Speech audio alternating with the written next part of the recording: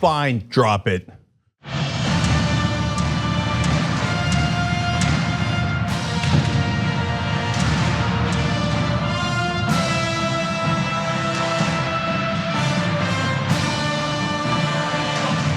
Welcome to the Young Turks. We got a power panel for you guys. Ashlee Marie Preston's in. Thank you for coming in. Thanks for having me. Unlike some other networks, we will have you on. Touche. Yes, I get that reference. And fine, John's also here. Okay, so Ashlee Marie was in the press, obviously, yesterday for what happened in the CNN town hall. And we're going to talk about that in just a minute. But we also have a big show in 1,000 other ways. A little bit of drama about do we have a leading contender for vice presidential nominee if Elizabeth Warren wins? There's a lot of drama going on. So that's the presidential campaigns. Trump, of course, his usual racist self goes to Minneapolis and rails against Somalis. I actually did not know all of his venom against that particular group, which I now have read in great detail. And it's weird how much he hates that group more than almost any other group. Like if you're thinking, Jake, why is that weird? They're black and they're Muslim. I hear you, I hear you. But there are other black Muslims as well, but man, he can't stand Somali Americans. So we're gonna get into that a little bit later. And again, unlike other networks, we will call things as they are. So if I wasn't clear enough, Donald Trump is an effing racist. 100%, 120%, and people who cheer him going, oh yeah, Somalis, they make this place dirty. That's the kind of language they used. You're also a racist. Have I been clear enough? If not, we got a whole nother 2 hours to go. Okay, so I'm in that mood. John, take it away. Also, I can't believe that you didn't tease that in Trump's war on Fox, there's been a casualty today. Oh yeah, Exciting implications there. But we're gonna get to that a little bit later on. Why don't we start off with the big event last night? So CNN held their forum on LGBTQ rights with a number of different presidential contenders showing up yesterday. We've got a variety of clips we're gonna show you.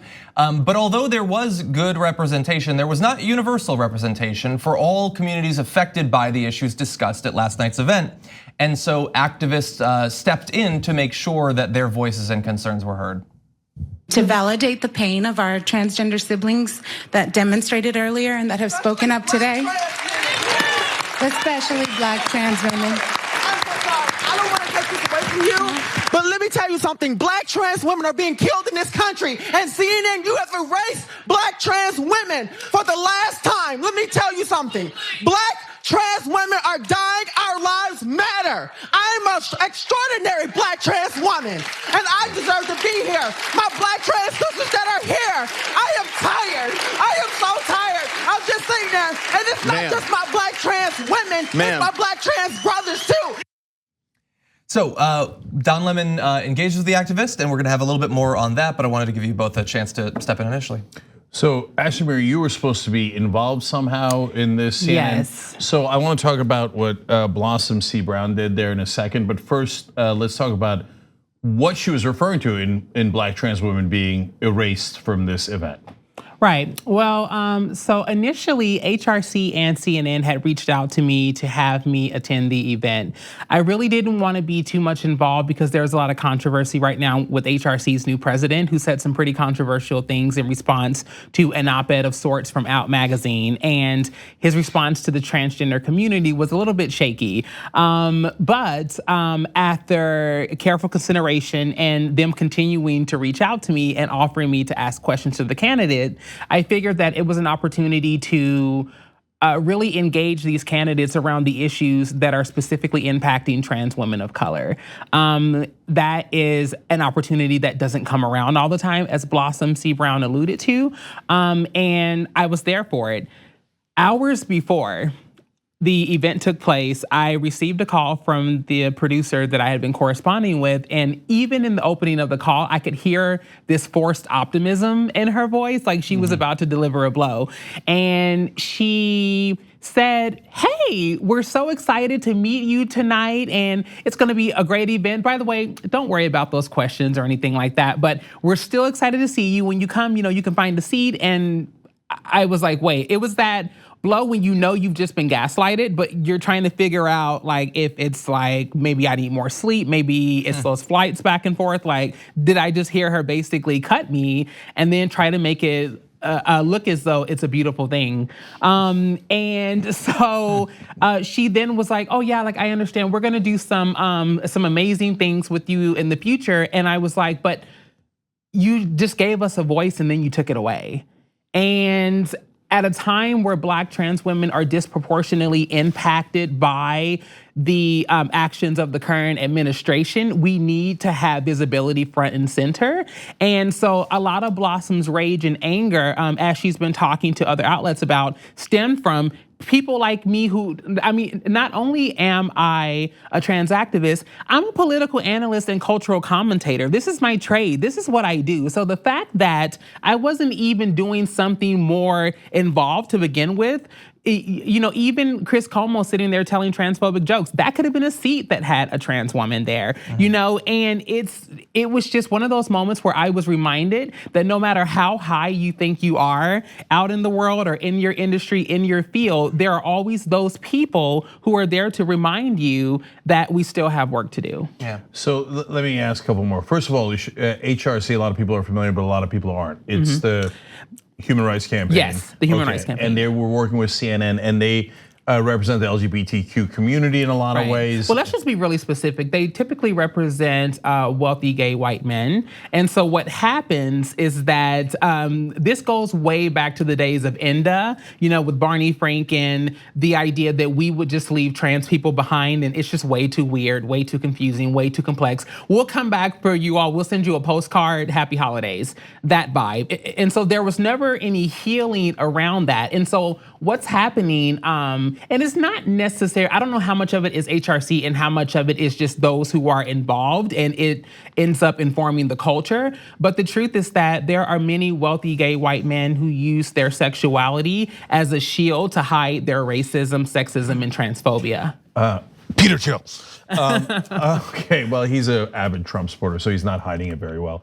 But there are others who claim to be in the Democratic camp, the progressive camp, and sometimes do as well. So now, so you got that call from the producer / booker. Yes.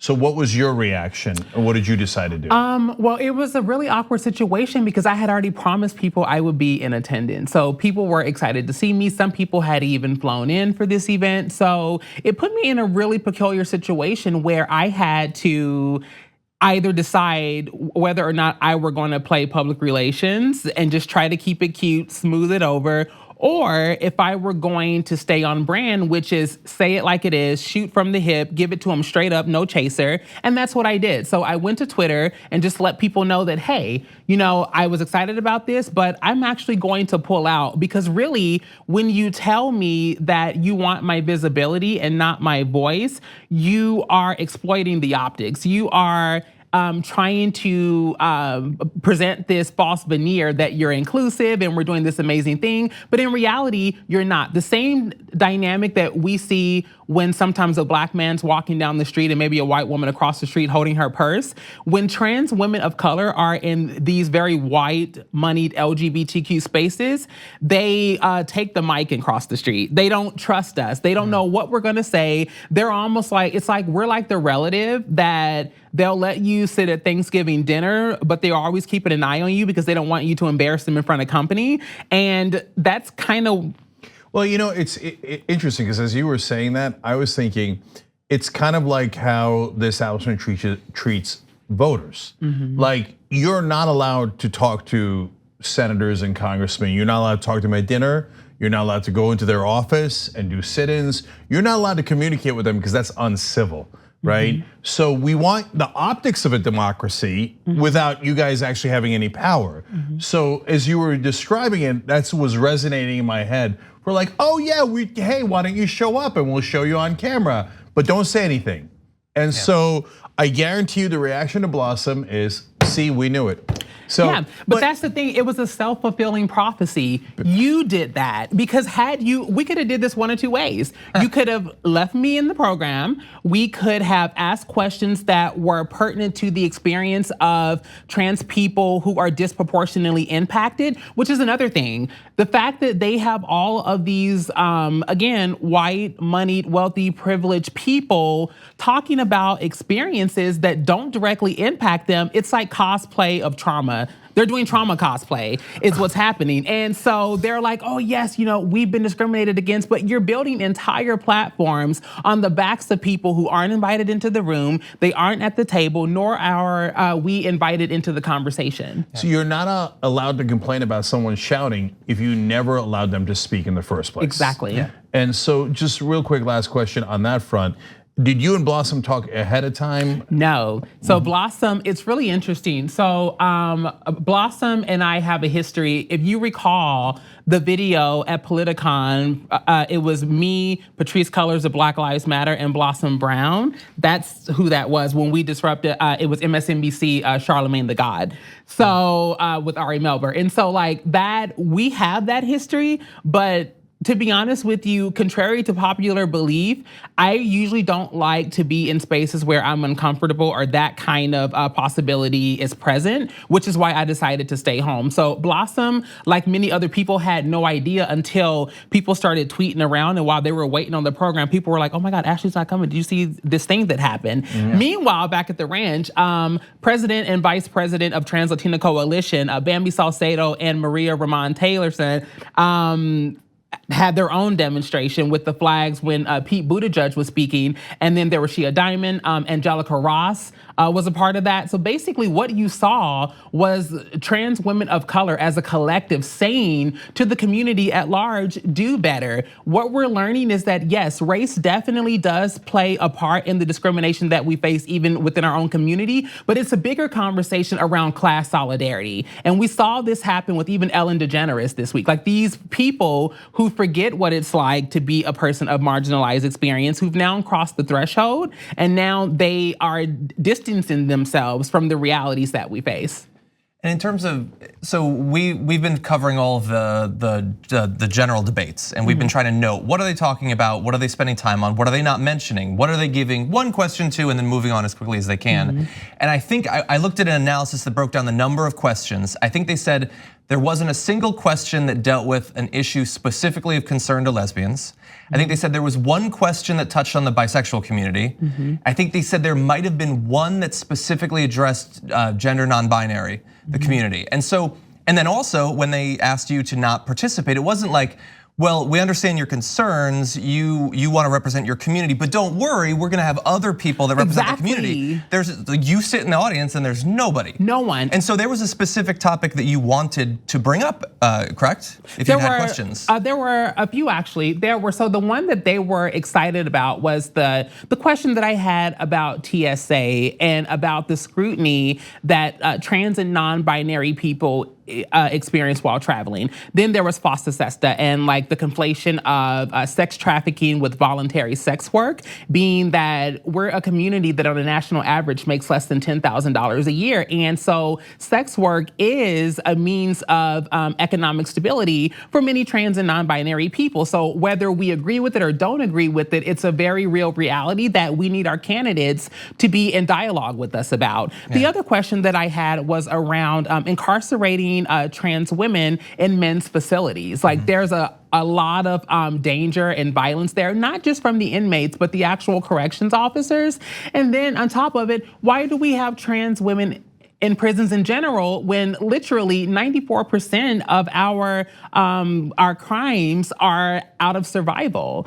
So it's not us who are the criminals, it is the administration and the people who continue to intentionally block our ability to economically thrive. So Ashlee Marie, there's this pervasive irony that trans people are constantly attacked by homophobes and bigoted people, et cetera, right? And they're attacked for their choices and for who they are, and their gender and all the things that we know.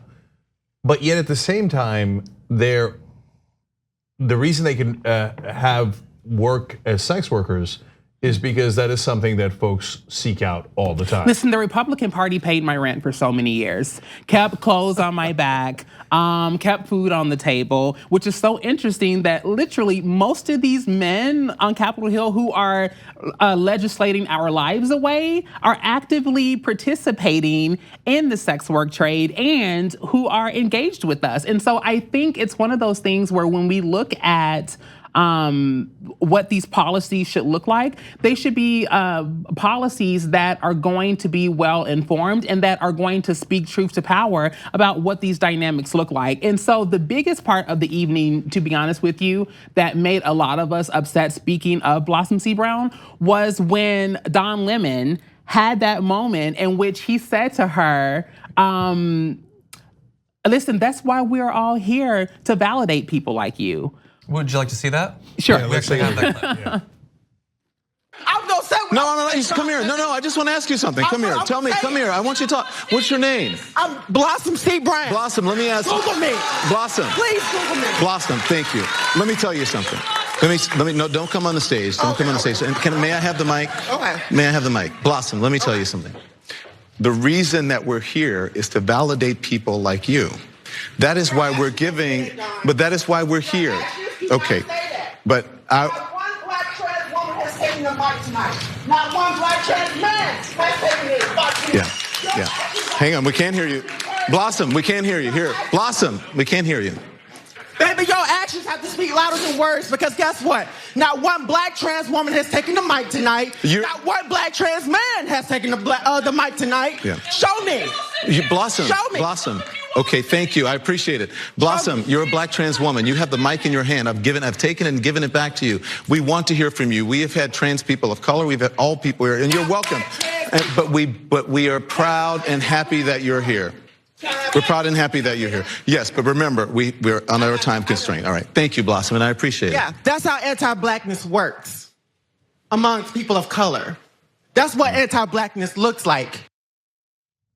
So can you explain? So she had a very valid point that many of us speak to. I think there should be a separation of racism and anti-blackness. In fact, racism is a byproduct of anti-blackness. It's the hatred of blackness so much that anything that falls along the spectrum is deemed invalid, unworthy, or less than. And so what made it all the more upsetting, first of all, Don Lemon was speaking as if he were someone in a different orbit, on a different planet, like people like you. It's like, first of all, let me go ahead and educate you on a little bit of history. You aren't there to validate black trans women. You're only standing where you are because black trans women validated you. We have people like Marsha P. Johnson, Sylvia Rivera, Miss Major Griffith, like all of these pioneers who are typically those at the bottom of the totem pole. And the truth is that your fiercest warriors are gonna be those who have nothing to lose but life itself. So these struggles that we face are not new. And it has always been black and brown femmes in the LGBTQ community who have carried the burden and the weight of movement work on their backs. And so Don Lemon is a perfect example of how we're starting to shift the conversation away from the race dynamics, which are there, but it's more about class solidarity. You feel that even though you are a black man and you are of queer experience or however you identify, the truth is that you still don't have the same struggles that we do. And then to basically tell her to like give you the mic and listen, and you're looking down on her, and it's one of those reminders that if we don't take the opportunity and seize the moment, that moment will never come.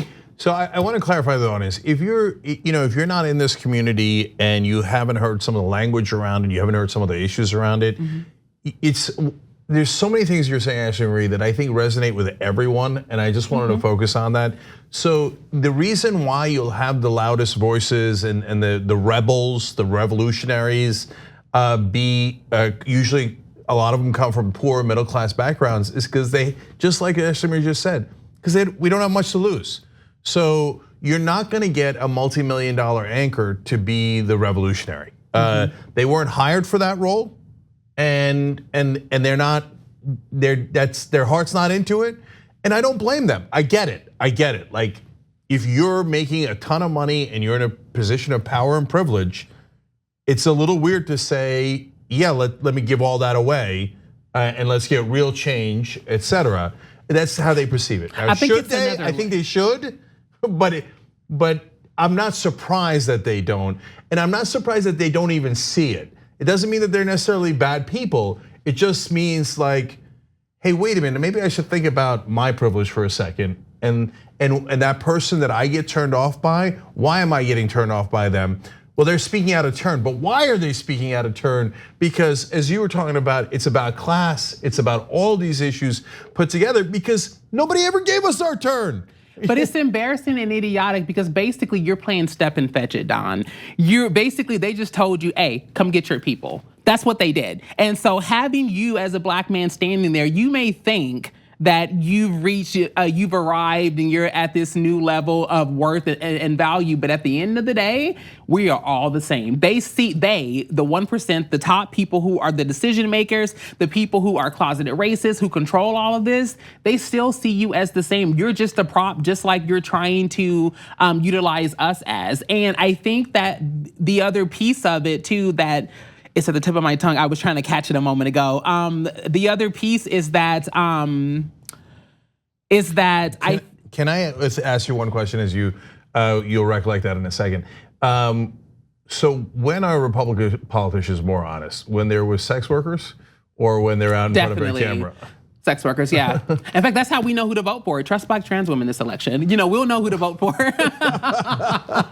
We get all of the details. I think it's just one of those things ultimately where at the end of the day, what we continue to see is how we've been shut out of spaces that are supposed to be designated for our liberation. And what I'm happy about, and I went to bed with the biggest smile on my face because trying to hide the very thing that came out is what happened last night. And I'm just glad that America knows, because the truth is that so many people like yourselves want to be better allies to the community. You understand a little bit more than most people, but the truth is that the reason why America doesn't understand why black trans women are being murdered at exponential rates is because they see gay white men as the helm of the community, as the leaders. And so if we're looking at Ellen DeGeneres, if we're looking at Anderson Cooper, if we're looking at all of these people who are the 1% and they're a part of the societal upper crust, there's a huge disconnect between the very real grave threat that our lives are under. I gotta ask one last question as quickly as we can. A lot of people that are not well versed in all the things you just said will say, hey, why protest Pete Buttigieg, for example? I mean, he is LGBTQ and he's running for president. Isn't that an amazing breakthrough moment?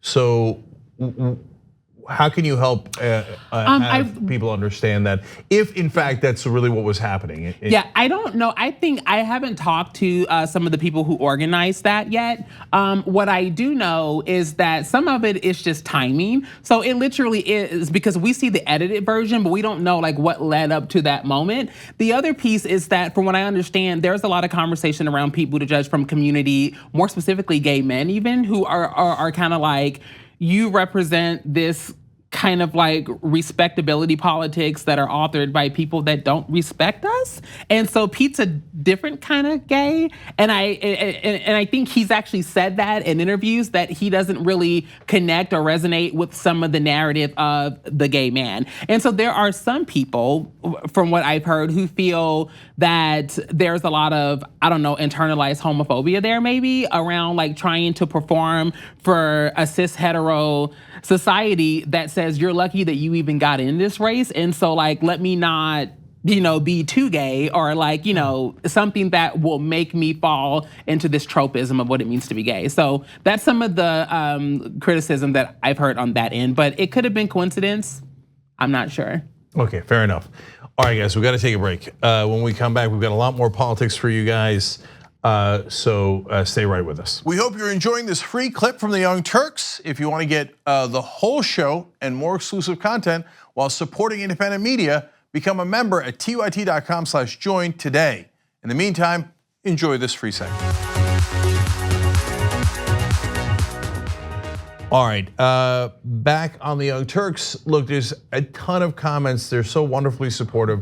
I'm just going to read a couple because otherwise I take up the whole show. And we have obviously more topics. A bathed in a very stable genius's tears writes in, how likely is it that HRC, the Human Rights Campaign, only invited Ashlee to lend credibility to the town hall, always intending never to let her ask questions. I'm guessing 99%.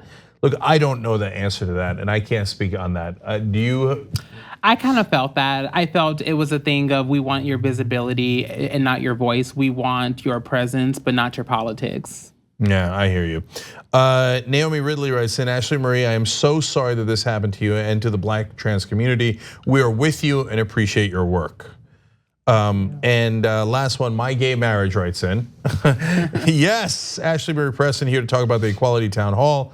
I was disappointed that TYT didn't cover the LGBTQ presidential forum a few weeks ago, so I'm so happy to see this being discussed today. Thank you. So I appreciate you calling us out too. Honestly, the reason for that decision is we stopped covering the town halls. Period. It didn't have anything to do with that town hall. If you notice, we also didn't cover the 7-hour town hall on the environment. And so that has to do with lack of resources, et cetera, more than anything else. But hey, always keep us on our toes, always challenge us. We're not like the mainstream media where we yell at you, how dare you, right? So, and thank you for being excited that we're representing everybody today. Okay, John, what's next? Okay, let's continue on in that vein. At last night's CNN Equality Town Hall, there was a lot of serious discussion, but there were a few moments that got a little bit lighter, even a few laughs. Here is a great example of that. And a supporter approaches you and says, Senator, I'm old-fashioned, and my faith teaches me that marriage is between one man and one woman. What is your response? Well, I'm going to assume it's a guy who said that. And I'm going to say, then just marry one woman. I'm cool with that.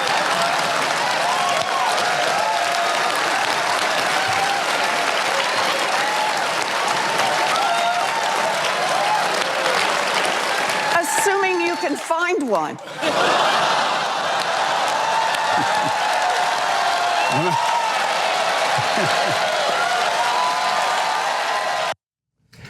Okay. That was funny. She has been criticized, I've seen, quite a bit for that. Not necessarily from people I always agree with on anything, but a lot of people, probably more centrists, maybe even right wingers, are like, oh, well, then you can write off, Pennsylvania, Wisconsin. They started listing all the states that, because you are so callous in your disdain for Christianity, you have no chance of winning these states now. And I bet the people that are gonna show up and fill in that space are the Gen Zers who live for meme culture. And there are also going to be a lot more LGBTQ people.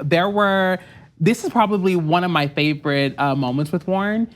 She was having fun. You could totally see she was having fun. In fact, this is her signature move now. When she rubs her hands together, she's literally releasing the hair follicles from snatching the entire audience bald with these quick, funny, quick, this is her new thing. She did the same thing when she made the comment about, if you're gonna just ask, say we can't, why run for president? And then she was like, that's her signature. Oh, I never noticed that. So let alone, let alone the why she's doing it. That you you just explained.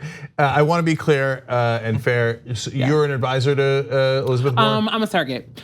The wonderful thing that I love about it, and this is part of the conversation I even had around the town hall too last night, is that the campaign, all honesty, has never asked me to not speak about things that are more important to me. I'm still friends with other people from different campaigns. There's a lot of cross collaboration because I think ultimately the slate of candidates that we have, there's a lot of shared ideals. And I think that this is why all of the kind of back and forth and it's unnecessary, because I think at the end of the day, whoever wins the primary is gonna be someone who has an idea of what kind of conversations need to be happening and what kind of moves they need to make to represent us in the general. All right, and now I want to address John's point. So this is something that happens all the time, and it's also a point about privilege. So whenever a progressive criticizes anyone on the right, it's very predictable, not just the right wing, but a lot of people in the mainstream media come out and go, oh, you can kiss Pennsylvania goodbye now. Okay, so let's break that down a little bit. So I guess you assume that Pennsylvania is bigoted, right? That they are homophobic, et cetera. This talk of that means you insulted all Christians. Wait a minute, you're not speaking for all Christians. No, you're talking about the fundamentalist Christians who hate gay people. Okay, so, but if you notice, if someone goes after African Americans who's a Republican, nobody ever says, oh, kiss Philadelphia goodbye. And without Philly, you can't win Pennsylvania. Forget Pennsylvania. Right. I can't believe this idiot would dare to criticize African Americans. Look, Trump today doing a rally, or yesterday, attacking Somali immigrants who are African Americans and Muslims. And nobody's saying kiss Michigan goodbye because you just offended all Muslims. Kiss Pennsylvania goodbye because of the African American vote that is significant in that state, etc. Because the people in power don't relate to black folks, don't relate to poor folks, don't relate to Muslims. They relate to other people. So they automatically assume, well, okay, that's it. Since you offended someone like me, even if I don't agree with them, but fit my demographic, I'm assuming you're gonna lose. And I'm gonna tell everybody you're gonna lose, thereby hurt your candidacy. But if you offend people that are not in power, that are a significant voting bloc, no one cares. And let's be real. Did you actually believe that they necessarily had it to begin with? Like, it's one of those things where that would have been the same response no matter what was said, what the outcome was, it would have been just that. And even with Elizabeth Warren, if she were too rigid and serious, oh, she needs to loosen up. She's like the same thing they did with Hillary. But now she's cracking jokes and she's like, she got her hand game going on and her like crap shoot moves and now she's just not taking this serious. She's just, oh, gay rights. Now she's, at the end of the day, most of what they're adding to the conversation has no real merit or validity or any factual data supporting their belief. So that's the last thing I was gonna say because it's so important. You're not gonna get the racist, bigoted, homophobic Trump voter anyway. Yeah. Stop it. It's total nonsense. It's not like there's somebody sitting in the middle of Pennsylvania going, oh man, I hate gay people and I hate black people and stuff. But I was thinking about voting for Warren instead of Trump. But when she said that comment about I should marry one woman, which I agree with, that really made me mad and now I'm not gonna vote. That's gaslighting 101, okay? And it was never the case. But I want you to know its real intent. The people who do it, they might not even consciously know it. I would actually guess that most of them don't consciously know it. But the intent is, if you're a progressive, don't speak up. Don't fight back, because then I'll tell you you're stupid and you're gonna lose the election, because what is their assumption? The country is center right. That's not remotely true if you look at the polling, it's the exact opposite. 2/3 of the country is progressive, and I can prove it to you in 24 polls. But everyone on television assumes, everyone in the pundit class assumes, country's right wing, country hates gay people, right? What an idiot supporting gay people, you're gonna lose Pennsylvania, right? Well, then why are we having the forum? Why do we even have a Democratic Party? No, the whole point is to try to get people like Elizabeth Warren to shut up. Well, she doesn't agree and she won't do it, and nevertheless, she persisted. And that's what people like about her, and guess what? That's why she's right now the front runner in the race. It's not like being more progressive hurt her, it took her from near bottom to the very, very top.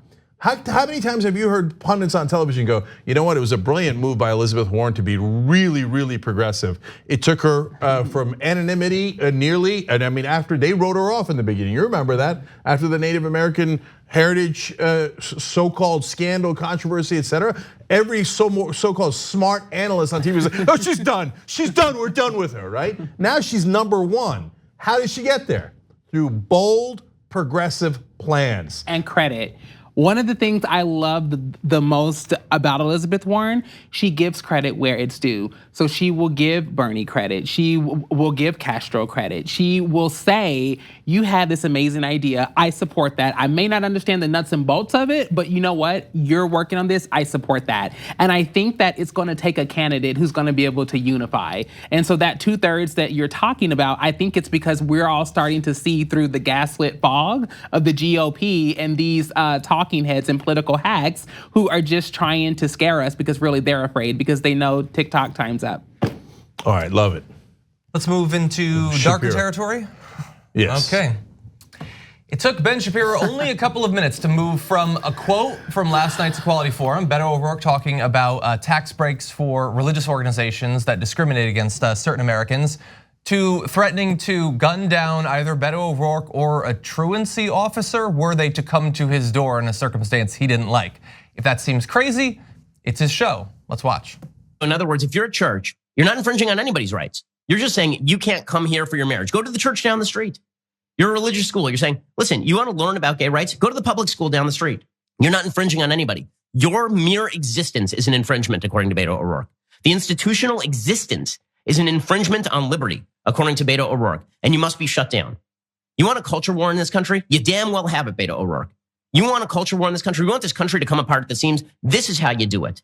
Because I promise you, if you come to tell me that you're going to indoctrinate my kids in particular policy and that I can't pull my kid out of the school and send my kid to a school I want to send them to, that I can't go to the church or synagogue that I want to go to, and if you make that national policy, not just California policy where I can move, but national policy, people are not going to stand for that. They're not going to stand for that.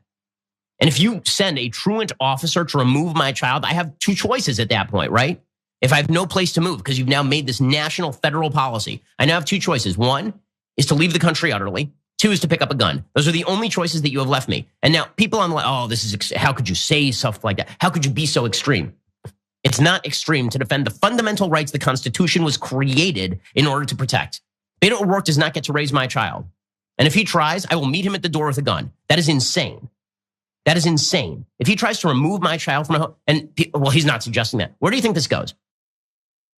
Yeah, he wasn't suggesting that or any of that. He wasn't 10 miles away from this dystopic scenario that you crafted for yourself. But the issue is that the logic kid, the facts, and feelings guy, he has realized that right-wing thought only has like two modes right now. It's like, if they realize that the country's moving in a direction that they don't like, that popular opinion is swinging on an issue away from them, they threaten to start gunning down people. That's the go-to move. He's approaching this conversation as if he's playing like a video game, like he's sitting with his headset, like, yeah, we're gonna blow it up, and like, it's like, this is not a video game, bro. Like this guy, first of all, I just need to state the obvious. He is the biggest joke to me. I don't even call him Ben Shapiro. His nickname is Fragile Frank. And he is just this scared, shaking chihuahua of a political hack that plays on the fear and the ignorance of some of these younger crowds that don't know much about politics. Yeah. They don't know much about what the Constitution is about, like what's outlined, which that's interesting too, the fact that we're protecting the Constitution. You don't even understand the Constitution at all. Like they just. Yeah, so I gotta break this down. So I'm gonna get, that was littered with lies. I'm gonna explain what the reality is in a second. But before we do that, the more important point, which is this threats of violence is totally unacceptable. So he's saying that he would meet a presidential candidate at the door with a gun. He's saying that if you send authorities, including police, to his door to enforce a law, that he would instead murder them. Because he's an incel. Yeah, because look, guys, coming to meet you at the gun with a gun doesn't mean anything but I will kill you.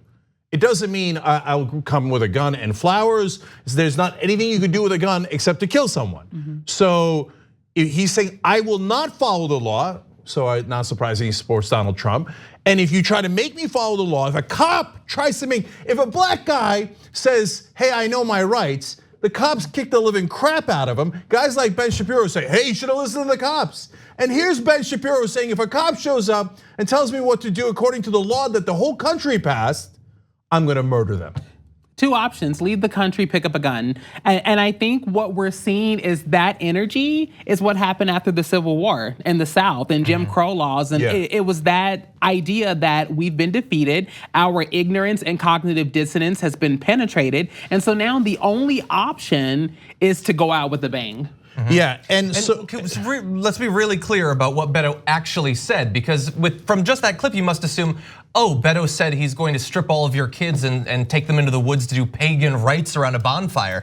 He just said, I'm not going to allow tax breaks for religious organizations that deny people their civil rights. That's literally all he said, but he has to fill a lot of hours of radio every day, I guess. No, but so I'm gonna get to that in a second, but I wanna say one more thing about the violence.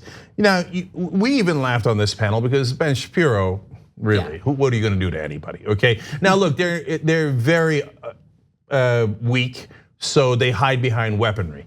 So it's not like Ben Shapiro could say like in the old days, like, oh, you wanna take it outside? So he goes, no, I'll just murder you with a gun because I'm a weakling, right? So that's his illusion there. And we laugh because it's absurd coming from him, but it's not funny because he has a lot of maniacs who listen to his show. And those maniacs do have guns and they are incredibly weak and deeply insecure. And why aren't they on a terrorist list? Why aren't they on a watch list? Because Tomi Lahren did the same thing when she then tried to walk it back and say, oh, that's not what I meant. It's like, it's exactly what you meant, Swastika Barbie. Like, you thought that just because someone didn't agree with you on a specific thing, that you were going to then try to rile people up and get them excited and incite violence. And I guarantee you this, if the Black Panthers said, if the cops show up at our door, we're gonna meet them with a gun, they'd all be arrested.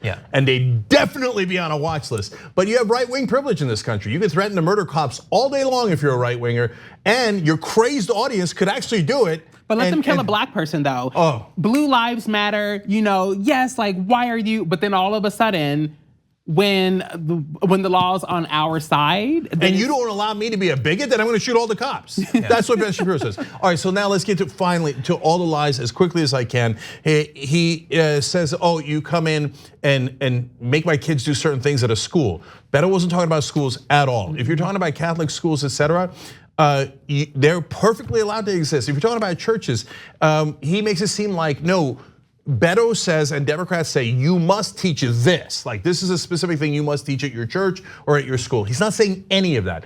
All he's saying is if you want your tax exempt status, you cannot discriminate against certain people, which is the law for in every other regard. So it's when he says, well, why don't you just go to a different school? Why don't you go to a different church? Well, that's what they told black folks. Well, we're racist and we're not allowing you in our hotel or a restaurant, etc. Why don't you just go to a different restaurant, go to a different hotel, go to a different pool, go use a different water fountain? What's the big deal? Separate but equal. No, and by the way, at this point, we're not saying that churches can't do that. They get separate but equal. So I hate it, I can't stand it, I think it's wrong, I think it's morally wrong. But if you're a person who's morally despicable and you hate gay people and you say, I don't want to appeal to them at all, and it's not just about the issue that Beto brought up, it's also you can't get a job. The church, you go to the church and you say, hey, oh, you're gay, I hate you, you're not allowed to have a job, okay? So, okay, we're still gonna let you do that. And Ben, don't worry, sleep easy. You can hate anyone you like. It's a free country. All he's saying is, then you're not going to be tax exempt. But that is actually why Ben Shapiro is the most upset. Taxes, oh, taxes, I want my money. That's what the whole right wing is based on. Money, money, money.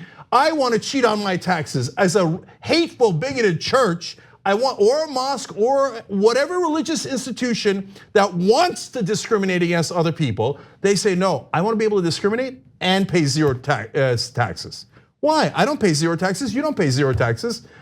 Why does the church get to say, I'm gonna be the most hateful? And by the way, of course, it is not remotely all churches. But if you're some church that is in that direction, some mosque that is in that direction, we're still fine with it. I mean, it's unbelievable. It's a wonderful free country. You're allowed to be hateful. You're allowed to be a bigot. You're allowed to be all those things. But you're not allowed to demand that you get special privileges where you don't have to pay any taxes. Also, why do you care what the church does or doesn't do if you're just going to disobey the law anyway and grab your gun? So it's like. Yeah, and so what Ben Shapiro is in reality saying is, if you don't let me make sure that they can't get jobs, I can kick them out of school, I could fire them for being a teacher, I could do all these things, and I demand to pay zero taxes. If you say to me, no, you have to actually pay 10% in taxes or whatever the number is, I'll murder you. Jesus Christ, that is what the right wing in this country is, maniacally in favor of the rich and the powerful, to the point where they would threaten to kill cops in order to defend their right not to pay any goddamn taxes. And last thing, you think we want to control your lives? I don't want any part of your miserable life, okay? The idea of controlling Ben Shapiro's life, I don't want to be within 10 miles of Ben Shapiro's life. I don't give a damn what you do in your silly little life. What we're asking for is equality, okay? It's not too much to ask for in a country based on equality. Same rights, not more rights, not less rights, same rights. But you're a bigot, you're a homophobe, so you go, oh God, I can't believe I have to give gay people the same rights as me. Well then, God damn it, do option one, move to a country that is not based on equality. You are un-American. You hate the core idea of America, which is that we're all born equal. Read the Declaration of Independence, you ignorant ass. And if you don't like it, then get out. Get out, move somewhere else. And you know who wants to actually control your life? Ben Shapiro, who wrote a book about don't watch porn. What? Hey, you over there, don't watch it. You over there, not that kind of porn, not that porn, not that porn. Can you believe the liberals want to control your life? Are you mental? What are you doing going on people's computer? Like, what are you watching? What are you watching? Don't do it, don't do it. I'm gonna control every part of your life. No, you're the big government advocate. Don't talk to your doctor about an abortion. I'm gonna get inside your uterus. I'm not gonna let you do that. I'm gonna moralize. Don't watch porn. Don't sleep with that person. Don't love that person. Who wants to control your life? That jerk right there, that little weasel, is the one who wants to control your life. And we're not gonna let him, but unlike those monsters, we're not gonna go, I don't agree with Shapiro, so I'm gonna grab a gun. No, we're gonna do it politically. And yes, we are in the middle of a culture war. Our culture of equality is better than yours, of discrimination. And we're in the middle of winning, and that's why you're so pathetically bitter. And you know you've lost the debate. You've lost the American people. They agree with us. 2/3 agree with us on every one of those issues. That is why you are desperate and go, you know what? I'm gonna do the only thing that right wing's got left, violence. That means you have been thoroughly defeated. You are intellectually bankrupt. And those are the facts, and the facts don't give a damn about your feelings. Young Turks.